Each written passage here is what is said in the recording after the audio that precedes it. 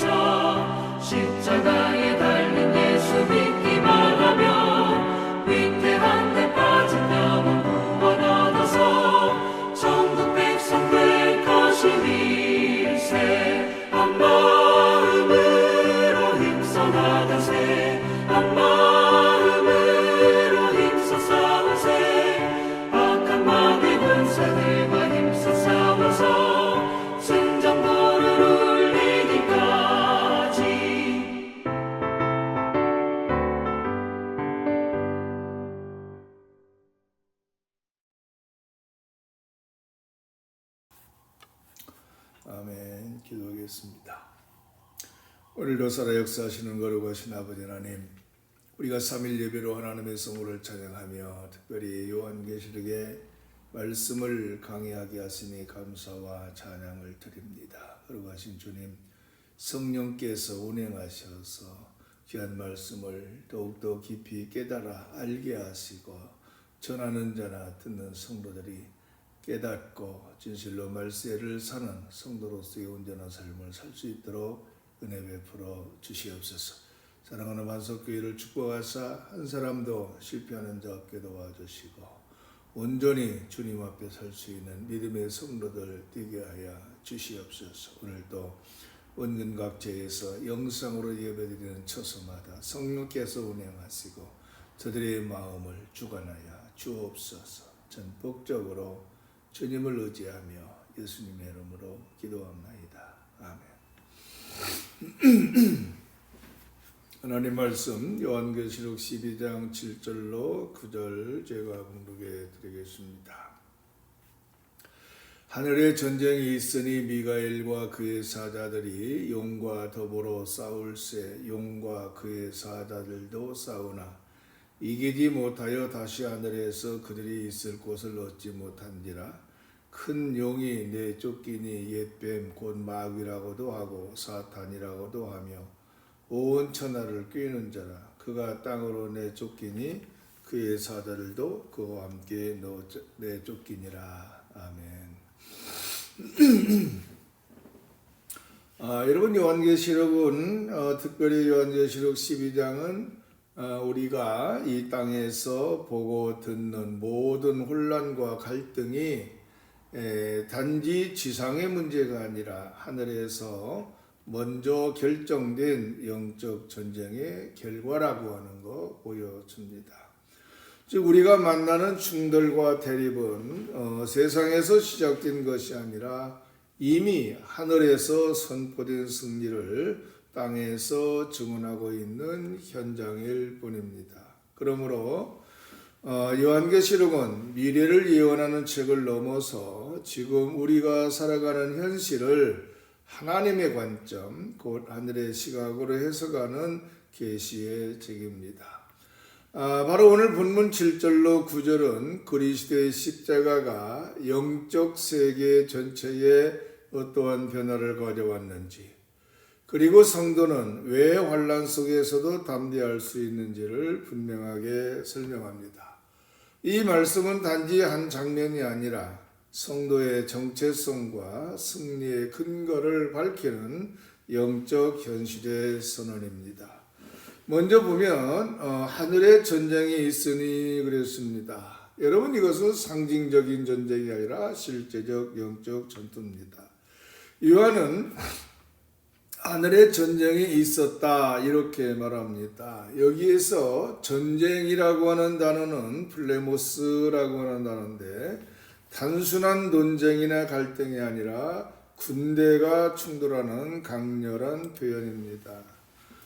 그러나 이 전쟁은 인간의 무기나 군사력으로 이루어지는 싸움이 아니라 하나님의 나라와 사탄의 세력 사이에서 실제로 벌어지는 영적 전쟁의 실제를 가리킵니다. 여러분, 요한계시록은 상징적 표현을 사용하지만 그 내용은 허상이 아닙니다. 성경은 우리에게 항상 보이지 않는 세계에서 먼저 싸움이 있고 그 결과가 땅에 나타난다 이렇게 가르칩니다. 따라서 성경 전체를 보면 영적 전쟁은 창세기 에덴에서 이미 시작되었습니다. 뱀으로 나타난 사탄은 하나님의 말씀을 의심하게 해서 인간을 죄와 죽음으로 이끌었습니다. 그리고 창세기 3장 15절에서 하나님께서는 여자의 후손이 내 머리를 상하게 할 것이라 이렇게 선언하심으로써 구속사 전체가 영적 전쟁의 흐름 속에서 진행될 것임을 선포하셨습니다. 또한 욥기 1장에서는 사탄이 하나님 앞에 서서 욥을 고소합니다. 이것은 단지 한 사람의 시련 이야기가 아니라 성도와 사탄 사이에 벌어지는 하늘 법정에서의 영적 전쟁을 보여줍니다. 뿐만 아니라 스가랴 3장에서도 보면 사탄은 대제사장 여호수아를 정죄하려고 하지만 하나님은 그를 책망하시며 새 옷을 입히십니다. 즉 하나님의 백성 위에 역사하는 사탄의 정죄는 하나님 은혜 앞에서 무력화된다고 하는 선언입니다. 이처럼 영적 전쟁은 시대마다 다른 모습으로 나타났지만 그 모든 싸움은 결국 그리스도의 십자가와 부활에서 결정적 전환점을 맞았습니다. 십자가는 죄와 사망의 권세, 사탄의 고수권까지 무너뜨린 사건입니다. 여러분, 골로새서 2장 15절에 보면 정사와 권세들을 무력화하여 십자가로 그들을 이기셨다 이렇게 선포합니다. 따라서 요한계시록 12장은 바로 그 승리를 하늘에서의 전쟁이라고 하는 강렬한 이미지로 보여주고 있습니다. 그리고 십자가 이후 이 전쟁은 이미 승부가 결정된 싸움이며 사탄은 여전히 공격하지만 그의 힘은 이미 꺾였고 정죄의 자리는 사라졌습니다. 그러므로 하늘에 전쟁이 있으리라고 하는 표현은 단지 사건의 소개가 아니라 이미 승리가 이루어졌음을 알리는 신학적 선언이며 성도에게 담대함을 주는 복음인 것입니다. 그 다음에 보면 미가엘과 그의 사자들이 나옵니다. 이 미가엘의 이름은 누가 하나님과 같으냐라는 의미입니다. 그 이름 자체가 전쟁의 본질을 드러냅니다.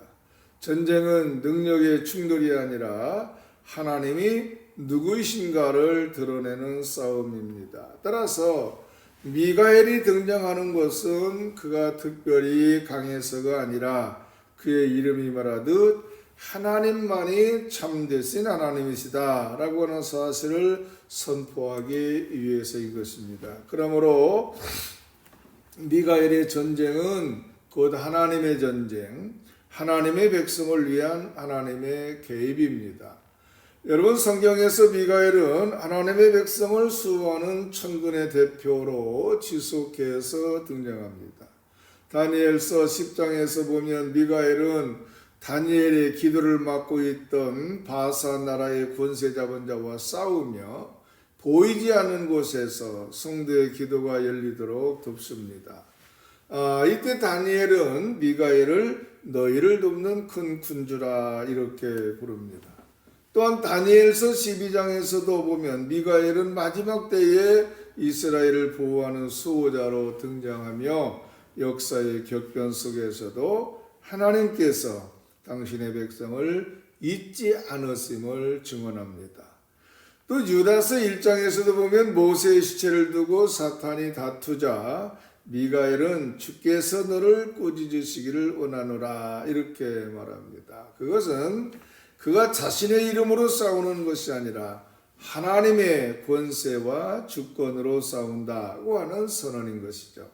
이처럼 미가엘은 단지 천사가 아니라 하나님이 개입하는, 하나님의 개입을 증언하는 표지입니다. 따라서 미가엘이 나타났다고 하는 사실 자체가 하나님께서 우리 성도들을 외면하지 아니하시고 성도의 싸움에 직접 개입하신다고 하는 증거입니다. 그러므로 요한계시록 12장에서 미가엘이 용과 싸운다는 장면은 성도의 영적 전쟁이 결코 혼자의 싸움이 아니라고 하는 사실을 강력하게 말하고 있는 것입니다. 바로 성도 뒤에는 미가엘과 그의 천군이 있으며 그 뒤에는 만군의 여호와의 권세가 있습니다.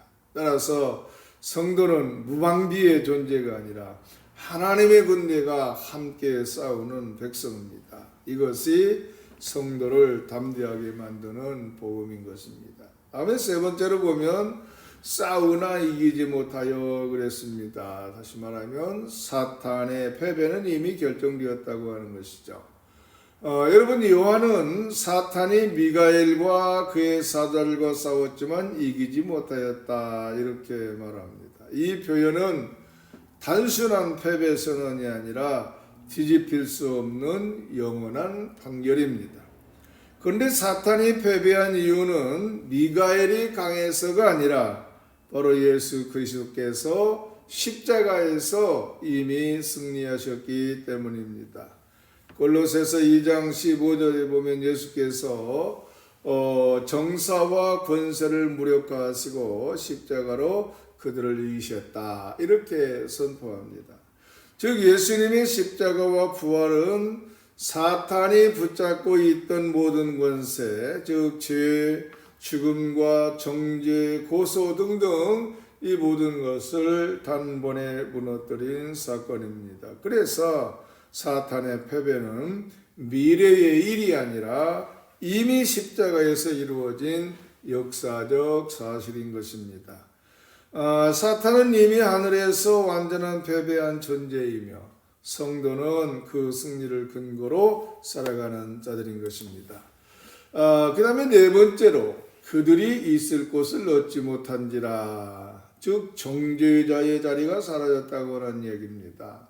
여러분, 사탄은 욥기 1장에서 하나님 앞에서 욥을 고소했고 스가랴 3장에서는 여호수아를 정죄했습니다. 그러나 요한계시록 12장은 그 자리가 완전히 사라졌다 이렇게 선언합니다. 다시 말해서 십자가 이후 사탄은 더 이상 성도를 고소할 법적 권한을 가지지 못합니다.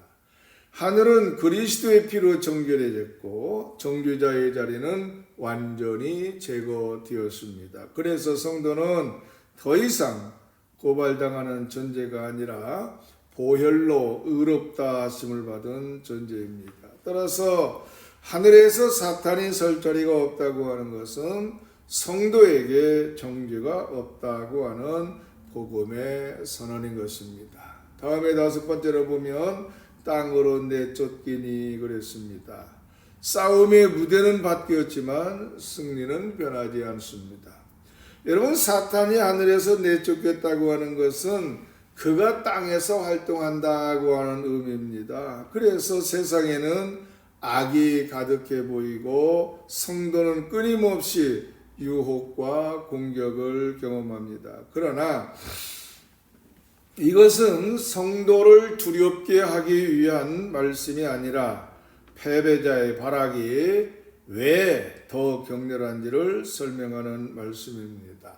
여러분, 사탄은 이미 하늘에서 패배했기 때문에 땅에서 더 거칠게 공격합니다. 그러나 그 분노는 권세가 있어서가 아니라 시간이 얼마 남지 않았기 때문입니다. 결국 그의 모든 공격은 이미 결정된 패배 앞에서 흔들리는 패잔병의 몸부림일 뿐입니다. 그러므로 성도는 땅의 싸움을 두려움 속에서 치르는 자가 아니라 이미 승리한 전쟁을 지켜가는 사람들인 것입니다. 그렇다면 이러한 모든 것들의 신학적 의미는 과연 무엇인가 우리 살펴봅니다. 여러분, 십자가는 영적 세계의 구조를 완전히 뒤집어 놓았습니다. 첫째, 사탄은 성도를 고소할 법적 권한을 잃었고 정죄자의 자리는 제거되었습니다. 두 번째로, 성도는 승리를 얻기 위해 싸우는 사람이 아니라 이미 승리하신 주님의 승리를 적용하며 살아가는 사람들입니다. 그리고 세 번째, 하늘은 정결해졌고 교회는 승리의 편에 서 있습니다. 넷째, 사탄의 격렬한 공격은 강해서가 아니라 패배가 확정된 존재의 발악입니다. 그러므로 성도들은 이제 흔들릴 이유가 없다고 하는 것입니다. 따라서 오늘 이 말씀이 우리에게 주는 교훈은 무엇입니까? 또 우리가 어떻게 우리의 삶에 적용해야 될까요? 첫째로, 성도는 모든 현실을 영적 관점으로 바라보아야 됩니다. 우리는 종종 눈앞에 보이는 문제만을 현실이라 이렇게 생각합니다. 가정의 갈등은 성격 차이 때문이라 여기고, 교회의 어려움은 구조의 문제라고 생각하고, 또 직장과 삶의 위기는 단순한 환경이라고 오해합니다. 그러나 성경은 분명히 말합니다. 에베소서 6장 12절에 보면 우리의 씨름은 혈과 육에 대한 것이 아니요 통치자들과 권세들과 어둠의 세상의 주관자들과 하늘에 있는 악의 영들에게 대함이라. 자, 여러분, 보이는 문제 뒤에는 반드시 보이지 않는 전쟁이 있습니다. 그러므로 성도는 상황을 그대로 받아들이지 않고 그 너머에서 역사하시는 하나님과 저항하는 사탄의 움직임을 함께 보아야 됩니다. 현실을 영적으로 읽을 때에 해결의 길이 보입니다. 기도는 단지 위로가 아니라 전쟁을 여는 문이고, 말씀은 단지 지식이 아니라 승리를 가능하게 하는 칼인 것입니다. 그러므로 성도는 문제를 만날 때 넋 놓고 절망하는 사람이 아니라 즉시 기도의 전쟁터로 나아가야 됩니다. 왜냐하면 문제의 시작이 영적이면 해결도 반드시 영적이기 때문입니다. 두 번째로는 성도는 의롭다 하심을 받은 존재라고 하는 정체성을 잊지 말아야 됩니다. 여러분, 사탄은 끊임없이 정죄하며 우리의 실수와 우리의 연약함을 들추어서 죄책감으로 묶으려고 합니다. 너는 그럴 자격 없다. 너는 하나님께 쓰임받을 그릇이 아니다. 이렇게 속삭입니다. 그러나 하늘의 법정에서는 이미 판결이 끝났습니다. 로마서 8장 33절에 보면 누가 능히 하나님께서 택하신 자들을 고발하리요 의롭다 하신 이는 하나님이시니 이렇게 선언합니다. 여러분, 성도의 의는 자신의 행위에서 오는 것이 아니라 그리스도의 피에서 오는 것입니다. 그러므로 성도는 죄의 과거에 사로잡혀 두려워 떨며 사는 존재가 아니라 하나님의 보좌 앞에서 당당히 설 수 있는 존재입니다. 그것은 바로 여러분이 부족해서가 아니라 그리스도의 피가 완전하기 때문입니다. 사탄의 정죄는 감정 속에서는 현실처럼 느껴지지만 하늘의 법정에서는 이미 기각된 고소입니다. 바로 이 정체성을 회복할 때 우리 성도들은 흔들리지 않고 넘어져도 다시 일어날 수 있습니다. 셋째로 사탄의 공격이 거센 이유는 우리가 약해서가 아니라 우리가 하나님 편에 서 있기 때문이라고 하는 것을 깨달아야 됩니다. 여러분, 우리는 종종 공격을 받으면 이렇게 생각합니다. 내가 부족하니까 이러한 일이 생기지. 내가 믿음이 약해서 또 공격을 당하지. 그러나 성경은 정반대로 말합니다. 사탄의 가장 강한 공격은 하나님의 뜻 안에 있는 사람에게 집중됩니다.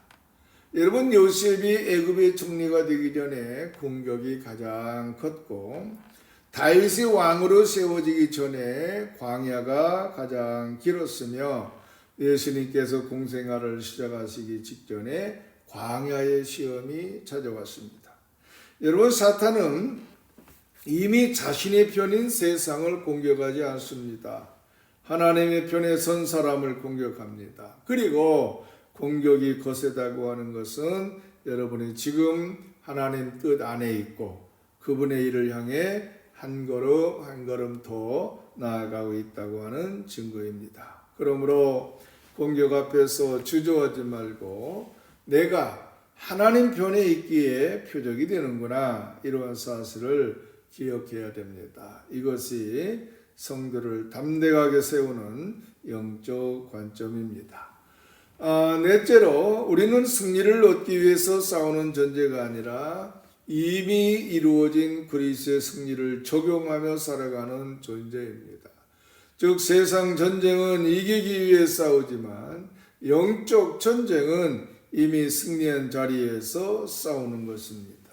따라서 십자가는 승리를 위한 시작점이 아니라 승리가 선포된 종착점인 것입니다. 그러므로 성도는 매일의 싸움을 혹시 질까 두려워하며 싸우는 사람이 아니라 이미 승리가 내게 주었다라고 하는 확신으로 싸우는 사람입니다. 이것이 바로 요한계시록이 보여주는 성도의 영광스러운 위치입니다. 따라서 사탄의 모든 공격은 결국 패배자의 발악입니다.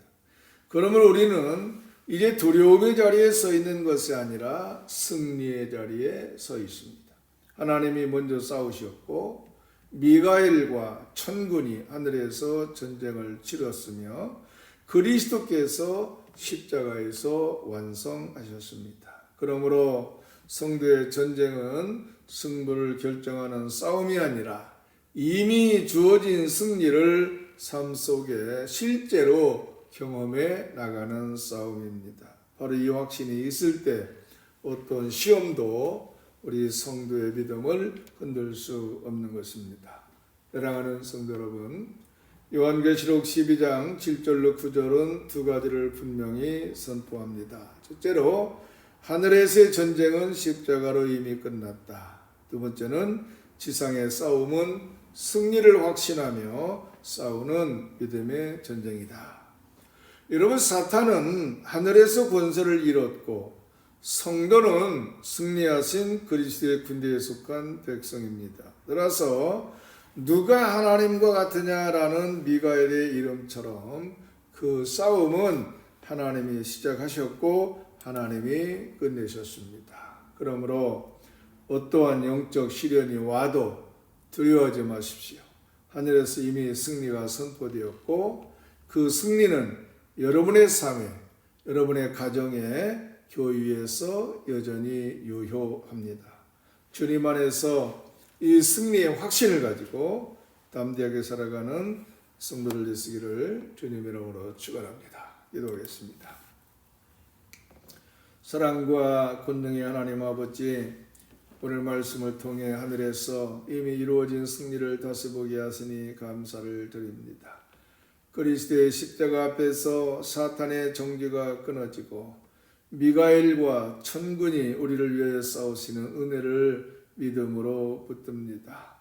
우리의 삶에 일어나는 모든 시련과 영적 충돌을 두려움이 아닌 승리의 눈으로 바라보게 하시고 이미 패배가 확정된 원수의 공격 앞에서도 흔들리지 않는 담대함을 허락하여 주옵소서.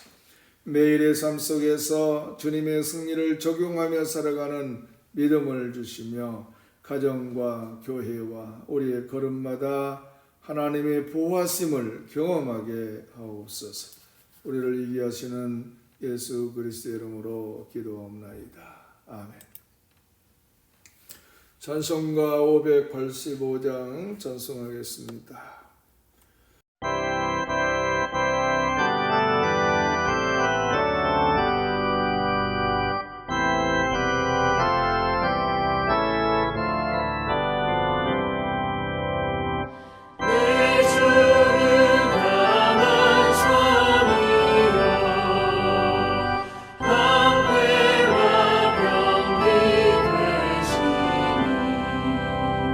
그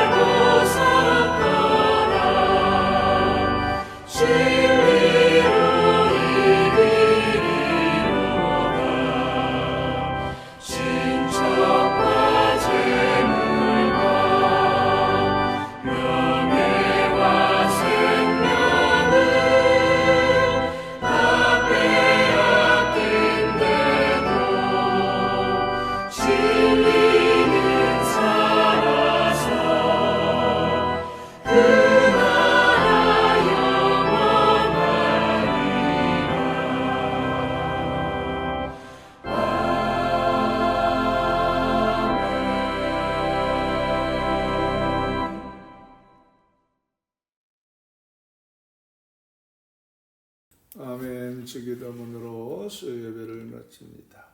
하늘에 계신 우리 아버지여, 이름이 거룩히 여김을 받으시오며 나라가 임하시오며 뜻이 하늘에서 이루어진 것 같이 땅에서도 이루어지이다. 오늘 우리에게 일용할 양식을 주시옵고 우리가 우리에게 죄 지은 자를 사하여 준 것 같이 우리 죄를 사하여 주시옵고 우리를 시험에 들게 하지 마시옵고 다만 악에서 구하시옵소서. 나라와 권세와 영광이 아버지께 영원히 있사옵나이다. 아멘. 수요 예배를 마칩니다.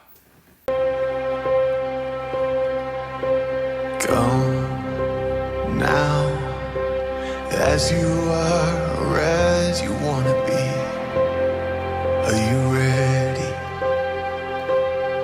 Are you ready? Yes, to come.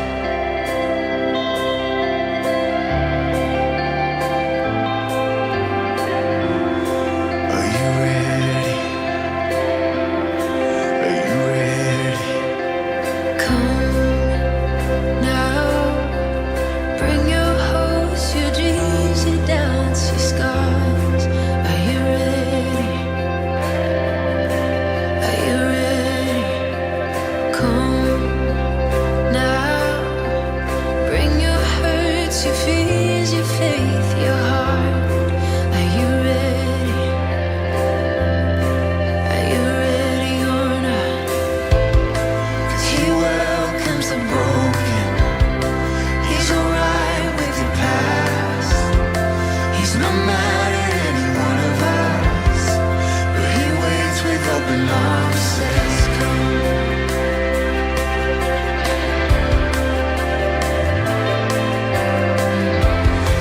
Are you ready?